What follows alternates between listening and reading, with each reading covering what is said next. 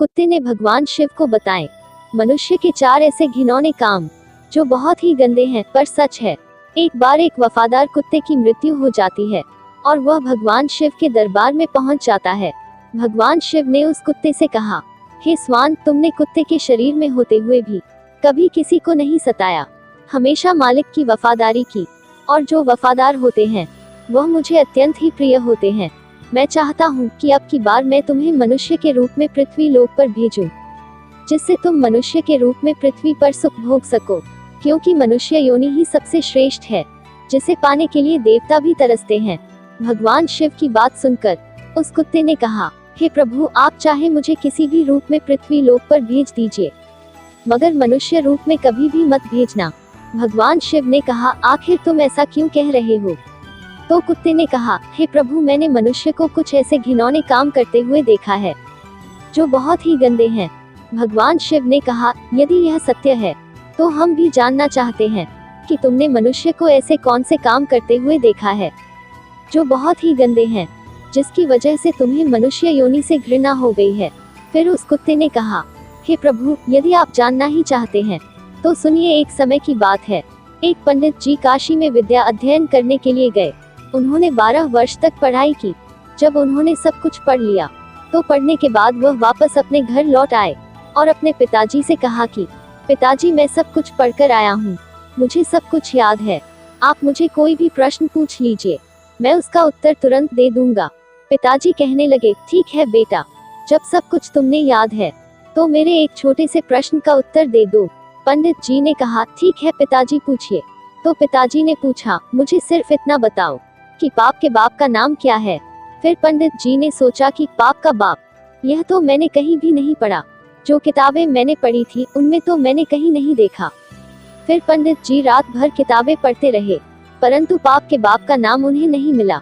पंडित जी के पिताजी कहने लगे कि जब तुम्हें पाप के बाप का नाम मालूम नहीं तो तुमने क्या खाक पढ़ाई की है। अपने पिताजी की बात सुनकर पंडित जी ने कहा, आखिर मैं ब्राह्मण का बेटा हूँ, आप चिंता ना करें, मैं पाप के बाप का नाम ढूंढ कर ही वापस आऊंगा, चाहे मुझे 12 वर्ष और क्यों ना लग जाए। अपने पिताजी से इतना कहकर पंडित जी पुनः काशी के लिए रवाना हो गए। फिर कुत्ते ने कहा, हे प्रभु, जब पंडित जी घर से काशी के लिए रवाना हो गए तो रास्ते में उन्हें बहुत तेज प्यास लगने लगी। उन्हें पास ही एक घर दिखाई देता है, तो पंडित जी उस घर में जाते हैं और वहां जाकर के कहते हैं, मुझे बहुत जोर से प्यास लगी है, अगर कोई हो तो मुझे पानी पिलाएं। तो उस घर से एक स्त्री निकलती है और पंडित जी को पानी पिलाती है। पंडित जी पानी पीते हैं और पानी पीने के बाद उस औरत से पूछते हैं कि यह घर किसका है। वह स्त्री कहती है, पंडित जी, आपको यह बात तो पानी पीने से पहले ही पूछनी चाहिए थी कि यह घर किसका है। आपने पानी तो पी लिया है और अब आप पूछ रहे हैं कि यह घर किसका है। तो सुन लो पंडित जी, यह घर वैश्या का है और मैं एक वैश्या हूँ। पंडित जी ने जैसे ही वैश्या का नाम सुना तो उन्होंने एकदम से अपने कान पकड़ लिए और कहने लगे, शांतम पापम, मेरे द्वारा पाप हो गया है, मैंने एक वैश्या के घर का पानी पी लिया है। अरे पाप का बाप तो मिला नहीं, पाप और हो गया। वैश्या कहने लगी, पंडित जी, आप आगे कहाँ जा रहे हैं? फिर पंडित जी ने वैश्या को सारी बात बताई और कहा कि मैं पाप के बाप का नाम ढूंढने जा रहा हूँ, जो मुझे काशी में मिलेगा, इसलिए मैं दोबारा काशी में पढ़ने जा रहा हूँ।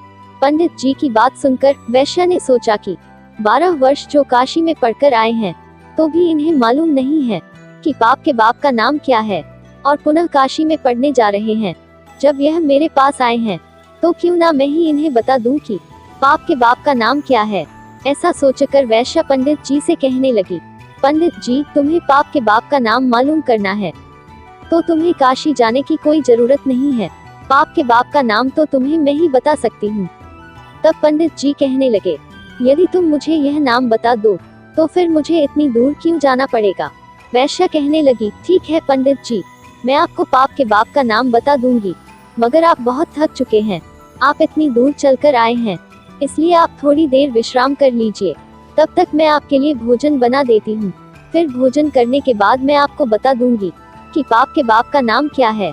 फिर कुत्ता भगवान शिव से कहता है, हे प्रभु, जब वैश्या ने कहा कि पंडित जी, पहले आप भोजन कर लीजिए, उसके बाद मैं आपको पाप के बाप का नाम बताऊंगी, तो पंडित जी कहने लगे कि मैं तेरे घर का भोजन कैसे कर सकता हूँ।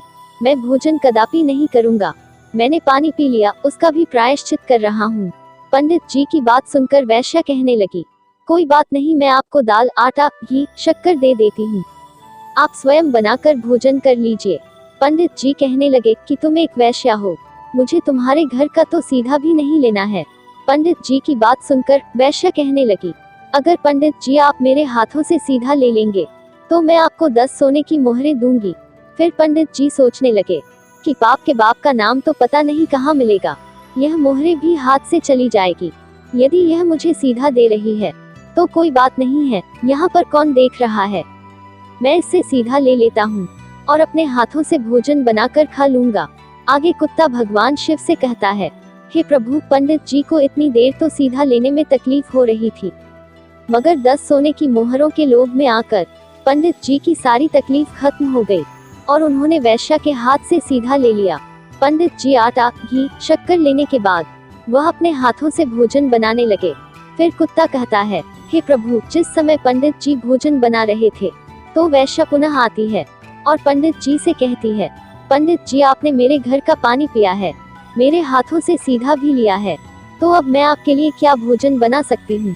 पंडित जी कहने लगे, तू एक वैश्या है, ज्यादा मत बोल, तेरे घर का सीधा सामान ले लिया, यही बहुत है, तेरे हाथ का बना भोजन मैं कभी नहीं कर सकता। फिर वैश्या कहने लगी, पंडित जी चिंता मत करो, यदि तुम मेरे हाथ का भोजन खा लोगे तो मैं तुम्हें उसके बदले में 10 सोने की मोहरें और दूंगी। पंडित जी सोचने लगे कि यदि मुझे खाना खाने के बदले में 10 सोने की मोहरें और मिल जाएगी तो मेरे पास 20 सोने की मोहरें हो जाएगी। पंडित जी ने कहा, कोई बात नहीं है, मैं खाना खा लेता हूँ, यहाँ पर मुझे कौन देख रहा है। फिर पंडित जी वैश्या से कहने लगे कि मैं तुम्हारे हाथ का खाना खा लूंगा, लेकिन तुम स्नान करने के बाद ही भोजन बनाना। वैश्या कहने लगी, ठीक है पंडित जी, मैं स्नान करने के बाद ही भोजन बनाऊंगी। फिर 10 सोने की मोहरें देने के बाद वैश्या ने पंडित जी के लिए भोजन बनाया। फिर पंडित जी ने कहा, बस अब चली जाओ, मैं अपने आप भोजन कर लूंगा। तभी वैश्या कहने लगी, पंडित जी, मैंने आपके लिए भोजन बनाया है, तो अब भोजन भी मेरे हाथ से ही खा लो। पंडित जी कहने लगे, अंगुली पकड़ के हाथ मत पकड़, मैं तेरे हाथ से कभी भोजन नहीं कर सकता हूँ, तू एक वैश्या है। तभी वैश्या कहने लगी, पंडित जी, यदि आप भोजन मेरे हाथों से खा लेंगे तो मैं आपको 20 सोने की मोहरें और दूंगी। पंडित जी सोचने लगे, अगर यह मुझे 20 सोने की मोहरें और दे देगी तो मेरे पास 40 सोने की मोहरें हो जाएगी। फिर पंडित जी वैश्या से कहने लगे, ठीक है, यदि तुम अपने हाथों से मुझे भोजन कराना चाहती हो तो अपने हाथों से मुझे भोजन खिला सकती हो। पंडित जी की बात सुनकर वैश्या ने पंडित जी को भोजन की थाली परोसी। सामने पंडित जी, इधर वैश्या और बीच में थाली। वैश्या ने निवाला लिया और अपना हाथ पंडित जी के मुंह की ओर बढ़ाया। वहीं पंडित जी ने भी वैश्या के हाथ से निवाला लेने के लिए अपना मुंह खोला। जैसे ही पंडित जी निवाला लेने वाले थे तभी वैश्या ने पंडित जी के गाल पर एक जोरदार थप्पड़ मारा। फिर पंडित जी आग बबूला हो गए और कहने लगे, तेरी इतनी हिम्मत, तू एक वैश्या होकर पंडित को थप्पड़ मारती है। तभी वैश्या कहने लगी, पंडित जी, मैंने कोई अपराध नहीं किया है। अपराध तो आपने किया है। वैश्या ने पूछा, आप मेरे घर का पानी पीते हैं? पंडित जी ने कहा, नहीं। वैश्या ने कहा, आप मेरे घर का सीधा लेते हैं, आप मेरे हाथ से बनाया भोजन करते हैं और आप मेरे हाथों से भोजन भी करते हैं। जब आप एक वैश्या के यहाँ पर कोई काम नहीं कर सकते तो फिर आप यह सब करने के लिए तैयार क्यों हुए? पंडित जी कहने लगे, तेरे प्रेम के कारण। तो वैश्या कहने लगी, प्रेम के कारण नहीं, यूं कहिए लोभ के कारण। आपको 40 सोने की मोहरें दिखाई दे रही थी, इसलिए आप मेरे घर का खाना खाने को तैयार हुए, मेरे हाथों से खाने को भी तैयार हुए। वैश्या की बात सुनकर पंडित जी की आंखें खुल गई और वैश्या के चरणों में गिरकर पंडित जी कहने लगे, आप कोई वैश्या नहीं है, आप मेरी गुरु है, क्योंकि 12 वर्ष तक काशी में पढ़ने के बाद भी मैं आज तक नहीं जान सका कि पाप का बाप कौन होता है, और आपने मुझे 1 मिनट में बता दिया कि पाप का बाप कौन होता है। अब मैं समझ गया कि पाप का बाप लोभ होता है और मनुष्य को कभी भी लोभ नहीं करना चाहिए। वैश्या कहने लगी, पंडित जी, लोभ के कारण इंसान कितना नीचे गिर सकता है, यह सब आपने ठीक से समझ लिया। कुत्ता कहता है, हे प्रभु, इसलिए मुझे मनुष्य जाति से घृणा है, क्योंकि मनुष्य लोभ में आकर कितना भी बड़ा नीच कर्म कर सकता है। हे प्रभु, अब मैं आपको बताता हूँ कि मनुष्य भरोसे के काबिल भी नहीं होता है। वह अपने स्वार्थ के लिए अपनों का ही खून कर देता है। फिर भगवान शिव कहने लगे, वह कैसे? तो कुत्ता कहता है, हे प्रभु, मैं बताता हूँ। एक बार की बात है, एक शहर में एक बहुत ही धनवान व्यापारी रहता था। उसके पास मेरे जैसा कि एक वफादार पालतू कुत्ता था। अचानक वह धनी व्यापारी बहुत ही गरीब हो गया और उसे अपने कुत्ते को छोड़ना पड़ा। उसने अपने एक साथी व्यापारी के पास अपने कुत्ते को गिरवी रखकर 10,000 रुपए का कर्ज लिया। उसने एक नया काम शुरू किया और उसने अपने साथी व्यापारी से कहा कि जब तक मैं आपके 10,000 रुपए नहीं चुका देता, तब तक मेरा वफादार कुत्ता आपके पास गिरवी रहेगा, और जिस दिन मैं 10,000 रुपए चुका दूंगा, मैं अपने कुत्ते को वापस ले जाऊंगा। ऐसा कहकर वह व्यापारी वहां से चला जाता है। वहीं कुछ समय के बाद उसके साथी व्यापारी की दुकान में चोरी हो गई और चोर उसका सारा सामान चुरा कर ले गए।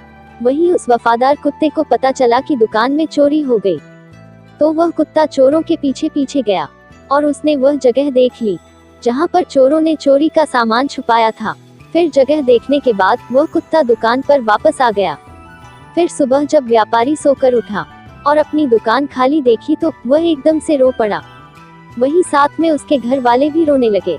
व्यापारी तो बिल्कुल पागल सा हो गया, क्योंकि उसकी दुकान का सारा सामान चोरी हो चुका था। लेकिन उधर वह कुत्ता बार बार मालिक का पजामा खींचता हुआ घर के दरवाजे की तरफ भागता रहा, जैसे वह कुत्ता उसके मालिक को घर के बाहर ले जाना चाहता हो। आखिर उसके मालिक के एक दोस्त ने उसको सलाह दी कि लगता है यह कुत्ता चुराई हुई चीज के बारे में कुछ जानता है, इसलिए आपको बार बार पकड़ कर खींच रहा है। हमें कुत्ते के साथ इसके पीछे पीछे चलना चाहिए। फिर ऐसा सोचकर व्यापारी उस कुत्ते के पीछे पीछे चला गया। वह कुत्ता उस व्यापारी को उसी स्थान पर ले गया जहां पर उन चोरों ने उसका सामान छिपा रखा था। फिर उस जगह पर जाने के बाद उस कुत्ते ने जमीन खोदनी शुरू की और भौंकना शुरू किया और यह बताने की कोशिश की कि सामान यही नीचे छिपा हुआ है। फिर व्यापारी और उसके दोस्त ने वहां पर जमीन खोदी और अपना सारा सामान पा लिया। उसमें कोई भी चीज खोई हुई नहीं थी।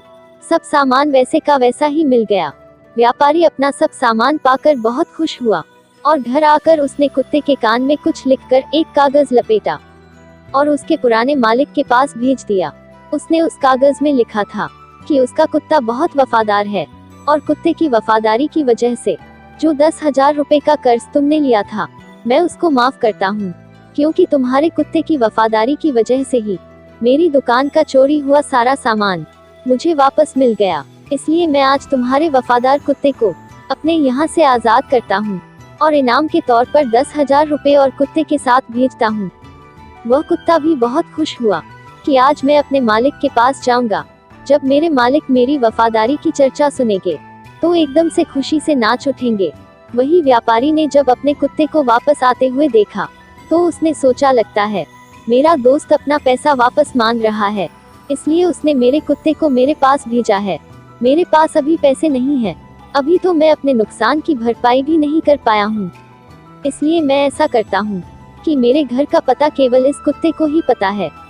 यदि मैं इस कुत्ते को ही मार दूंगा तो फिर वह व्यापारी मेरे घर तक अपना कर्ज लेने के लिए कभी भी नहीं पहुँच पाएगा।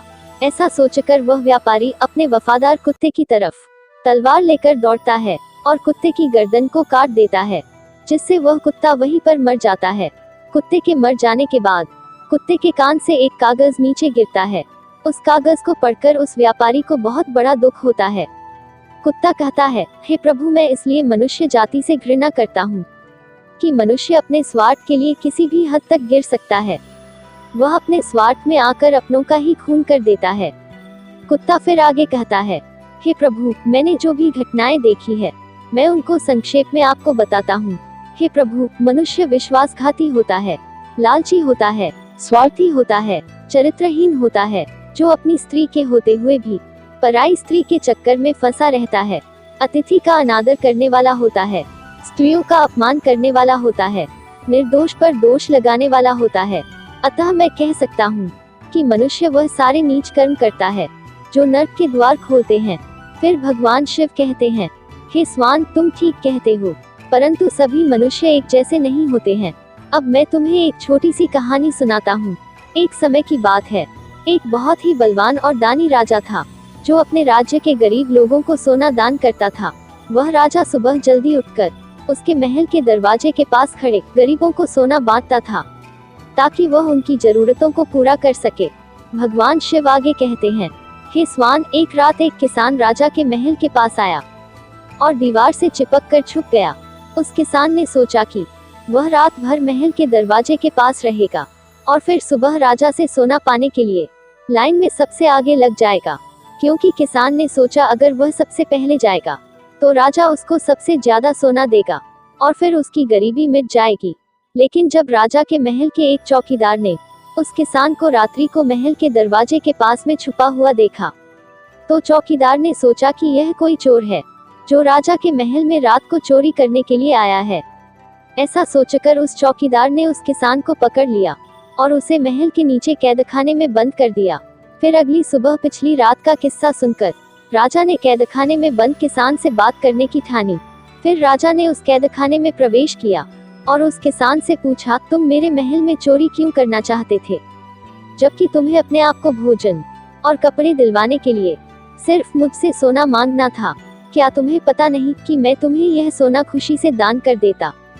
राजा की बात सुनकर वह गरीब किसान कहने लगा, हे राजन, मैं कोई चोर नहीं हूँ, मैं एक किसान हूँ जो बुरे समय से गुजर रहा हूँ और मुझे पैसों की जरूरत है। मैं एक जमाने में एक अच्छा व्यापारी था जो बहुत दान पुण्य करता था, लेकिन फिर अकाल पड़ गया और चोरों ने मेरे मवेशियों को चुरा लिया। किसान आगे कहता है, हे महाराज, मैं आपके महल में चोरी करने नहीं आया था। मैं रात में तो इसलिए आया था कि किसी तरह सुबह सबसे पहले मैं लाइन में लग जाऊंगा और जब आप सोना बांटेंगे तो सबसे पहले मुझे मिल जाएगा। महाराज, मैं जो भी कह रहा हूँ वह सच कह रहा हूँ। किसान की बात राजा के दिल को छू गई और उसने अपने सिपाहियों को उस किसान को कैदखाने से छोड़ने का हुक्म दिया। फिर राजा ने उस किसान को 50 सोने की मोहरें दी, जिससे वह अपनी जिंदगी बना सके। फिर किसान ने राजा को धन्यवाद दिया और अपना सोना लेकर अपने घर चला गया। लेकिन किसान उन 50 सोने की मोहरों से भी संतुष्ट नहीं था।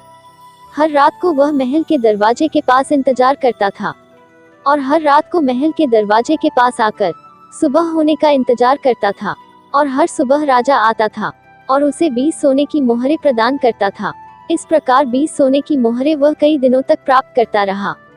आखिरकार राजा ने किसान से एक दिन पूछ ही लिया कि जब मैं तुम्हें इतना सारा सोना दिया है तो तुम रोजाना मेरे महल में क्यों आते हो, क्योंकि मैं जानता हूँ कि मैं तुम्हें इतना सोना दे चुका हूँ कि अब तुम गरीब या भूखे नहीं हो। फिर किसान कहता है, हे महाराज, मैं आपके जैसा बनना चाहता हूँ। राजा कहने लगा, यदि तुम मेरे जैसा बन जाओगे तो क्या तुम इस राज्य के गरीबों की मदद करोगे। किसान ने कहा, हे राजन, यदि मैं आप जैसा बन जाऊंगा तो मैं इस राज्य की गरीबी को मिटा दूंगा। उस किसान की बातों से प्रभावित होकर राजा ने अपना आधा राज्य उस किसान को दे दिया और उसे आधा धन भी दे दिया। फिर राजा ने कहा, लेकिन तुम्हें वादा करना होगा कि तुम हमेशा उन लोगों की मदद करोगे जिन्हें तुम्हारी मदद की जरूरत होगी। फिर किसान ने राजा की बात मान ली और राजा ने अपना आधा राज्य और आधा धन उस किसान को दे दिया। भगवान शिव कहते हैं, हे स्वान, इस प्रकार कई साल गुजर गए और वह किसान बहुत धनवान हो गया। उसने राजा के द्वारा प्राप्त धन से बहुत सारा धन एकत्रित कर लिया और फिर उस राजा से भी ज्यादा उस राज्य के गरीबों में वह धन को बांटने लगा। फिर राजा किसान के बारे में यह सुनकर बहुत खुश हुआ कि वह गरीबों की मदद करता है। उसे पता था कि दूसरों को देने में ही दुनिया का सबसे बड़ा सुख है और किसान ने भी यही सबक अच्छी तरह से सीख लिया था कि वह भी अपना धन और अपनी खुशियां दूसरों के साथ बांटेगा। फिर किसान और राजा दोनों ने मिलकर अपने राज्य से पूरी तरह से गरीबी का अंत कर दिया और प्रजा सुखपूर्वक जीवन जीने लगी। फिर भगवान शिव कहते हैं, हे स्वान, इस कहानी से साफ हो जाता है कि संसार में सारे मनुष्य एक जैसे नहीं होते हैं।